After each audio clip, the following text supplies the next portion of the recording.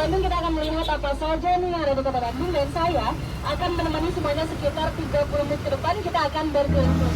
Jadi di sini ada satu ruangan. Ini adalah hotel tertua di Kota Bandung. Bapak Soekarno menginap di kamar 244 ketika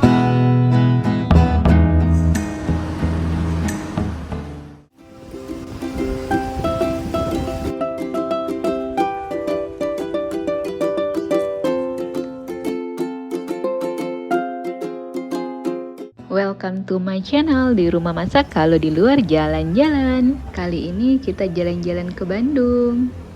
Biar jalan-jalannya lebih lengkap, kita coba naik bandros.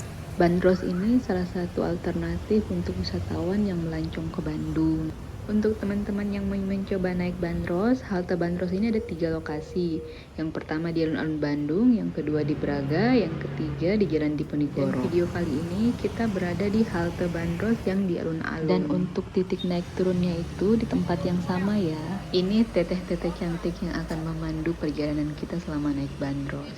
Untuk waktu tempuh perjalanannya itu kurang lebih sekitar 45 menit, tergantung kondisi lalu lintas, macet atau enggak. Untuk harga tiketnya 20.000 per orang dan akan dapat note seperti ini. harus banget ya, karena kita akan berkeliling Kota Bandung. Kita akan melihat apa saja nih yang ada di Kota Bandung, dan saya akan menemani semuanya sekitar 30 menit ke depan. Kita akan berkeliling-keliling kota. Baiklah semuanya, Assalamualaikum warahmatullahi wabarakatuh. Waalaikumsalam. Tidak boleh mengeluarkan anggota badan, tidak boleh membuang sampah sembarangan, dan tidak boleh ada yang merokok di dalam bandros. Dan tentunya ibu naik bandros tidak boleh ada yang cemberut ya. Mana senyumnya Pak? Di penjara. Beliau di penjara 8 bulan karena difitnah oleh orang Arab. Kami putra itu orang Bandung dan Cina. Makanya tadi ada masjid bernama Kelenteng ya. Itu peninggalan orang Cina. Nanti kita akan lihat satu lagi ada di Jalan Tamblok. Di Bandung ada yang tahu kita jalan apa? Jalan Braga, betul sekali. Kita lihat nih, kalau di Jogja itu ada apa tuh teh? Malioboro. Kalau di Bandung ada Braga. Kita akan belok ke kiri. Kita lihat ada apa saja nih di sini. Di atas kita ini ada pong yang sangat besar, bertuliskan Forbidden for Hamden and Inlander. Yang artinya maaf agak kasar ya, dilarang masuk untuk anjing dan para pribumi. Dulu kita nggak boleh tuh masuk ke sini, tapi semenjak kemerdekaan tentu saja sudah boleh ya. Oke, coba lihat ke sebelah kanan ibu Bapak. Nah, di balik lukisan ini Pak, ada toko roti tertua di Bandung, namanya Sumber Hidangan, yang sudah ada sejak tahun 1929. Tapi ini juga sama nih, belum buka ya. Di dalamnya nuansanya sangat jadul sekali nih. Dalam sampai sekarang timbangannya masih menggunakan timbangan yang dulu. Silakan cobain ya. Nanti jam 10 ke atas bukanya. Lalu kalau sebelah kanan nih, di sini ada rumah seni dari Opih. Barangkali ada yang minat dengan lukisannya, silakan kunjungi rumah. Di sebelah kiri ada kafe Jurnalisa, ada pameran seni rupa dan lain sebagainya. Lalu juga di depan di sebelah kanan ada gedung gas negara 1930, tempat pembayaran gas dan juga listrik yang sekarang dijadikan restoran. Ini di sebelah kanan. Ini pernah mendengar tidak julukan untuk Bandung, salah satunya Paris Panjaka. Itu diawali dari jalan ini. Dulu di kiri dan kanan kita adalah jajaran toko fashion yang bajunya didatangkan langsung dari Paris dan Eropa, sehingga Bandung pun dijuluki Paris Panjaka. Dan juga itu Braga ini artinya bergaya, tempat berlenggak-lenggaknya noni-noni Belanda untuk beradu gaya, beradu fashion di sepanjang jalan ini, sehingga disebutlah Jalan Braga. Kalau sebelah kanan, di sini ada restoran Belanda yaitu Motion de Lion yang sudah ada sejak tahun 1923. Kemarin ulang tahun ke 100 tahun ya. Sekarang namanya menjadi Braga Permai. Kita tinggalkan Braga. Kita belok ke kiri, kita masuk ke Jalan Sumiaraja. Di sini kita akan melihat ada kereta api pertama di Kota Bandung nih. Jadi kita lihat seperti apa kereta apinya. Dan juga sebelum melihat kereta api, kita akan lihat dulu ada jembatan peninggalan Belanda yang masih digunakan oleh kereta api Indonesia, menjadikan batas antara Bandung Utara dan Bandung Selatan. Di sebelah kiri sana ada sebuah patung, itu namanya patung Laswi. Laswi itu Laskar Wanita Indonesia. Lalu di sebelah kiri sini ada patung pelajar pejuang, dan kalau kereta apinya ada di sana tuh, di depan PT KAI Pak. Nah, warna hitam di sana. Nah, itu namanya Gondar. Patung ini ada yang tahu namanya patung apa? Kalau di Bandung namanya Maung. Nah, namanya Maung Bandung Ibu. Nah, nanti di setiap kebenarannya kita akan melihat bangunan Bandung seperti itu ya. Ini tinggal jelaskan juga. Coba lihat dulu ke sebelah kanan. Di sini ada Taman Balai Kota. Di taman ini ada taman-taman lainnya Ibu. Ada Taman Dewi Sartika, Taman Mini, Taman Gazebo, Taman Labirin, Taman Ikan, Taman Badak, dan lain sebagainya. Tapi sayang sekali tamannya belum kembali dibuka untuk umum. Pemerintahan Bandung masih melarang ya, kecuali ada izin resmi. Dan juga di sebelah kanan kita ada kantor wali kota Bandung yang dulunya adalah gudang penyimpanan kopi aroma. Sampai sekarang kopinya masih ada di jalan. Dulu pemilik dari rumah ini namanya Andreas Dowilde. Beliau pemilik dari 50% tanah di kota Bandung pada saat itu Pak. Tetapi kekayaannya diambil alih oleh pemerintahan Republik Indonesia dan sekarang rumah ini dijadikan rumah dinas Pam dan Kodam Siliwangi. Bukan milik Andreas Dowilde lagi ya. Nah, dan di Riau yang jalannya diganti menjadi Jalan LLRE Marta Dinata. Nah Ibu, Bapak, jika ada yang tahu nih, di Bandung Atas ada satu-satunya hutan yang dilestarikan, namanya Hutan Baksil, Babakan Siliwangi. Hutan tersebut Ibu mau dibeli katanya, mau dijadikan hotel dan apartemen. Tetapi pemerintahan melarang ya, karena itu adalah paru-parunya kota Bandung. Sekarang Bandung semakin harodang ya Bu ya, semakin panas, yang awalnya sangat sejuk, dingin, sekarang sudah berubah sekali. Karena di Bandung juga sekarang sudah banyak bangunan tinggi dan juga rumah kaca nih yang menyebabkan pemanasan global. Makanya hutan tersebut sangat dilestarikan. Bahkan Bapak Ridwan Kamil memfasilitasi jembatan sepanjang 2 km untuk warga Bandung mengelilingi hutan tersebut. Namanya Jalan Dago. Kenapa tadi disebut Jalan Dago? Semuanya coba lihat ke depan. Di Jalan Dago ini terlihat banyak pohon-pohon yang sangat besar, yang mana pepohonan ini menjadi bukti bahwa dulunya kawasan ini adalah hutan belantara yang sangat luas sekali, yang mana tidak ada orang yang berani masuk ke jalan ini, terutama bagi para petani yang tinggal di Dago atas sana. Mereka kalau mau turun harus pada godong. Jadi Dago artinya apa Ibu? Tunggu, betul sekali. Dagoan itu bahasa Sunda yang artinya tungguin katanya. Nah mereka kalau mau turun minimal harus menunggu 10 orang. Kalau 5 orang mereka nggak berani tuh, karena dulu di kawasan ini banyak sekali binatang buas dan juga begal pada masanya. Semuanya sekedar informasi Pak, dan bus yang kita naiki ini dikeluarkan pada tahun 2013. Sudah 10 tahun nih Bu. Bapak Ridwan Kamil mengeluarkan 6 bandos awalnya termasuk yang kita naiki. Yang mana dulunya bandos ini tuh 2 tingkat atau double decker. Nah ini tiang yang dekat Ibu, tiang ini untuk naik ke atas. Nah yang kiri ini untuk naik ke atas. Jadi dulu Teh Karin itu memandunya di atas Pak, bukan di sini. Akan tetapi karena di Bandung masih banyak pohon yang condong ke jalan, itu sangat berbahaya. Makanya bandosnya dipotong saja jadi 1 tingkat. Jadi Ibu melihat ini di alun-alun ada bandos yang lainnya, yang warna pink, merah, hitam, ungu dan lain sebagainya. Itu namanya bandros permen, dikeluarkan oleh Dinas Perhubungan atas izin Bapak Ridwan Kamil pada tahun 2018. Yang baru ya yang itu. Kalau yang kita naiki bukan bandros permen, ini namanya bandros Mauntudu. Yang artinya masyarakat anak Bandung yang disingkat menjadi Mauntudu. Ya bandros Mauntudu kalau yang kita naiki, bukan bandros permen ya. Tapi semua bandros sama saja. Semuanya coba lihat ke sebelah kanan dan perhatikan kebun sate. Ibu coba lihat ke atas Bu, ada berapa bulatan di sana? Pokoknya betul. 6 ini melambangkan bahwa pembangunan gedung sate menghabiskan 6 juta gulden atau setara dengan 450 miliar pada saat itu. Dan juga merupakan bangunan termahal yang dibangun oleh Hindia Belanda.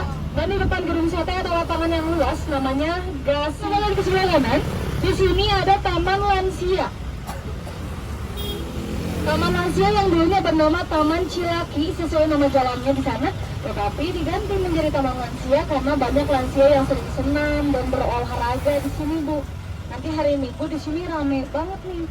Atau hari-hari biasa juga nanti agak siangan sedikit. Di sini ada beberapa para lansia nih yang senam juga di sini ya. Wilayah Provinsi Jawa Barat, lalu juga di depan di sebelah kiri ada RRI Radio Republik Indonesia yang merupakan radio pertama yang mengeluarkan proklamasi kemerdekaan Indonesia oleh Bapak Soekarno. Ke kanan dan ke kiri, di sini banyak rumah-rumah peninggalan mereka. Di belakang sana juga masih banyak karena dulunya kawasan ini adalah kawasan perumahan Belanda yang tidak boleh dimasuki oleh orang-orang pribumi karena forbidden, dilarang masuk pokoknya ya. Dan konon katanya jika kita melintasi jalan ini pada malam hari, suka tercium aroma rebusan kentang. Ada rumah kentang 1908 yang bangunannya lebih tua dari gedung sate. Gedung sate itu 1920, ini 1908. Sekarang sudah tidak seram karena dijadikan kafe dan restoran. Di sebelah kiri ada beberapa tank nih kalau di sini, karena ini adalah gedung Kodirkas Tentara Indonesia Angkatan Darat atau Jarbes. Jarbes adalah pameran tahunan Belanda yang diadakan di sini dengan sangat meriah yang memamerkan hasil perkebunan ya pada saat itu. Dan sebelumnya adalah perumahan elitnya Belanda. Barangkali yang masih kecil silahkan bawa nih ke sini, tamannya sangat mengedukasi. Selain bermain, kadang-kadang juga sampai belajar nih di dalamnya. Ini pintu masuknya di sini. Sudah buka ternyata, nah sebelah kanan. Kalau hari Jumat tutup ya. Di dalamnya sangat luas sekali, ada kereta api, ada pesawat tempur langsung dari Angkatan Udara, lalu juga ada kolam renangnya, outboundnya, rumah pohon dan lain sebagainya. Dan juga di depan ibu coba lihat ada patung ayahnya di sini. Patung Bapak Abdul Haris Nasution. Nama beliau diabadikan menjadi nama jalan di Bandung Timur, yaitu Jalan Ahad Nasution. Beberapa sekolah Kristen, salah satunya Santo Yusuf di sana ya. Dan tembus ke Jalan Merdeka ada salah satu gereja cukup tua juga namanya Katedral Santo Petrus. Tetapi kita nggak lewat ke sana karena kita tetap lurus. Kita akan menuju ke Jalan Asia Afrika yang dimana di sana alun-alun berair. Ini ada kantor pusat bala keselamatan, tempatnya para tim SAR ya kalau yang ini. Di sana juga ada tugu untuk memberi penghargaan kepada para penyelamat korban bencana alam dan lain sebagainya. Terus kita masuk ke Jalan Tamblong. Kalau ke kiri itu ke veteran, di sebelah kanan ada Jalan Lempong, dan kita lurus ke Jalan Tamblong ya. Markas Tentara Indonesia yang pernah diserang oleh pasukan APRA. APRA itu Angkatan Perang Ratu Adil yang pada saat itu dipimpin oleh Raymond Westerling. Nah itu di sini terjadi pembantaian, bahkan letkol bernama Lembong ditembak mati di depan markas Tentara Indonesia yang sekarang dijadikan Museum Mandala Wangsit Siliwangi. Ada jauh sih dari sini. Di sini juga ada patung pesepak bola. Warga Bandung menyebutnya dengan patung Bapak Ajat Sudrajat. Dulu ketika zaman Bapak Soekarno, di sini itu ada blok-blokan bu. Ini bloknya Arab, ini Cina. Nah sekarang kita berada di bloknya Cina. Ini namanya Jalan Tamblong. Tamblong itu keluarga keturunan Cina yang baik hati dan kaya raya. Saking baiknya mereka ikut membangun pembangunan yang ada di sini pada saat itu ya, bukan sekarang. Nah kalau sebelah kanan, di sini ada hotel tertua kedua di Kota Bandung namanya Grand Triangle. Hotel ini merupakan hotel tertua kedua. Kalau yang paling tuanya kita akan lihat di jalan berikutnya, di Jalan Asia Afrika. Semuanya coba lihat ke depan. Di depan kita Bapak, kita akan memasuki jalan aspal pertama di Indonesia yang dibangun pada abad ke-18 oleh Herman Willem Bendels. Kita akan lihat juga jalan yang menjadi saksi bisu terjadinya konferensi Asia Afrika yang dihadiri oleh 29 negara pada tahun 1955. Jika kita belok ke kanan, kita lihat ada apa saja nih di jalan yang sangat bersejarah ini. Contohnya ada gedung-gedung yang berperan penting bagi Kota Bandung juga dan Indonesia. Kita belok ke kanan. Jalan yang dulunya bernama Dolgoto Poso yang diganti oleh Bapak Soekarno menjadi Jalan Asia Afrika. Semuanya selamat datang di jalan raya terpanjang di Indonesia, panjangnya mencapai 1000 km dari Penadukan Jaya hingga ke Anyer Batavia. Saking panjangnya jalan ini menghabisi kurang lebih 30.000 jiwa yang dipekerjakan secara paksa nih. Bapak ada patung Bapak Hermannya di Tugu 0 km Kota Bandung. Semuanya coba lihat ke sebelah kanan. Di sana terlihat nih ada patung yang rambutnya panjang ya. Beliau adalah pemimpin pembangunan jalan raya ini. Di sebelahnya ada Bapak Pembangunan Kota Bandung, yaitu Bapak Wiranto Kusuma II. Di sana ada Bapak Soekarno dan juga ada Mas Suparjo Kertohabikusumo yang merupakan gubernur pertama Jawa Barat. Di atas sana itu adalah situng pembuatan jalan raya ini.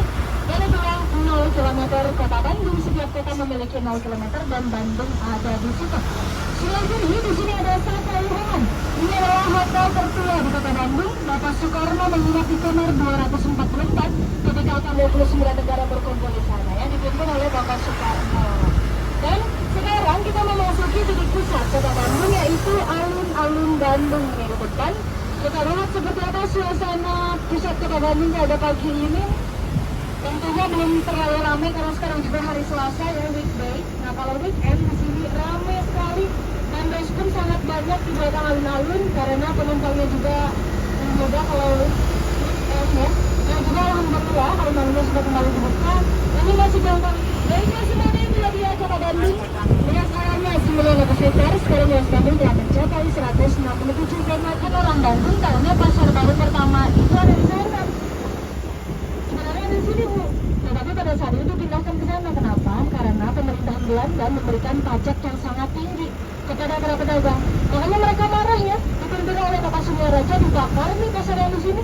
Lalu pindah ke sana. Juga di Bandung selain Pastel, Paris Pendoka, Cilur, BIP, TSM dan lain sebagainya, di sini ada The Kings namanya.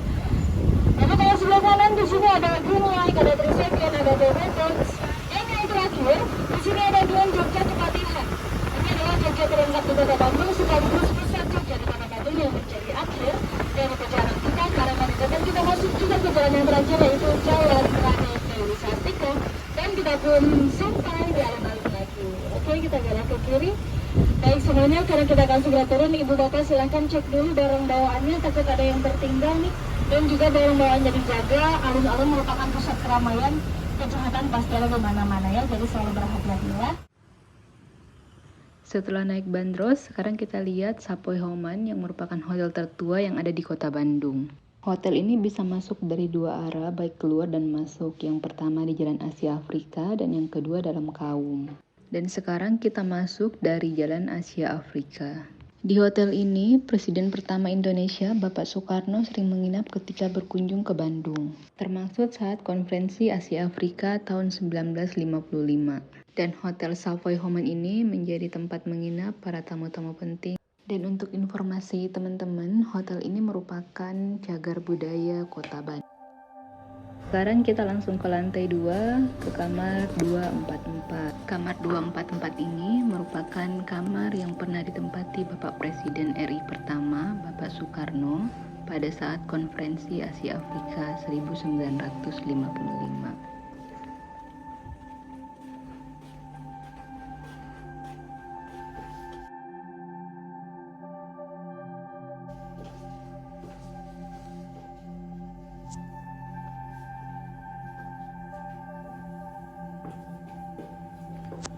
Ini merupakan kamar 244 Hotel Sapoe Homan lantai 2. Tepat berada di area berbentuk tabung yang melengkung. Begitu masuk kamar ini, suasana jadul masih begitu terasa. Dan menurut informasi yang kami dapat, Hotel Sapoe Homan ini didirikan oleh pengusaha berkebangsaan Inggris Adolf Homan pada tahun 1872. Jadi di dalam ruangan ini terdapat dua kamar. Yang pertama kamar utama yang ditempati Bapak Presiden Soekarno. Yang pertama kita masuk ini adalah kamar keluarga yang merupakan kamar untuk keluarga Bapak Soekarno. Sedangkan kamar utama ada di sebelahnya.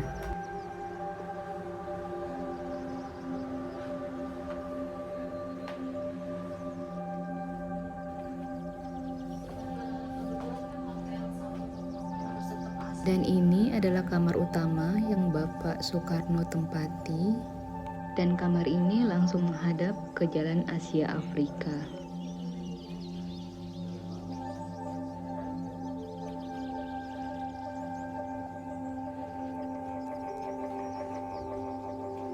Untuk kamar mandi yang di kamar mandi utama terdapat satu jacuzzi yang lengkap dengan peralatan mandinya.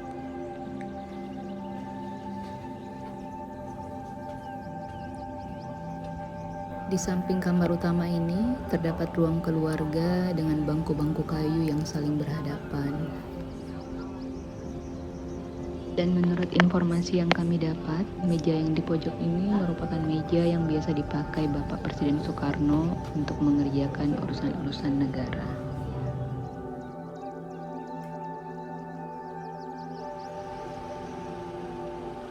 Seperti ini balkon kamarnya. Kita bisa melihat Gedung Merdeka dan titik 0 km Kota Bandung.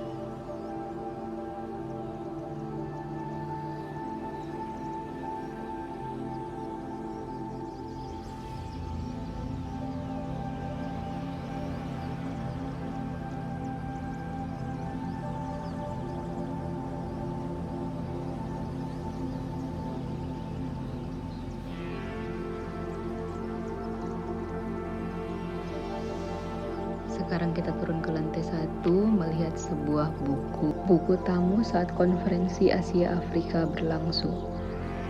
Memorabilia ini menyimpan seperangkat alat makan lengkap yang digunakan saat konferensi Asia Afrika berlangsung. Di dalamnya terdapat alat makan seperti piring, garpu, sendok, teko, dan gelas.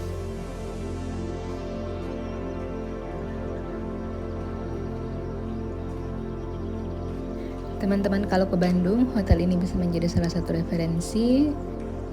Terima kasih telah menonton videonya. Jangan lupa di like dan di share. See you next video.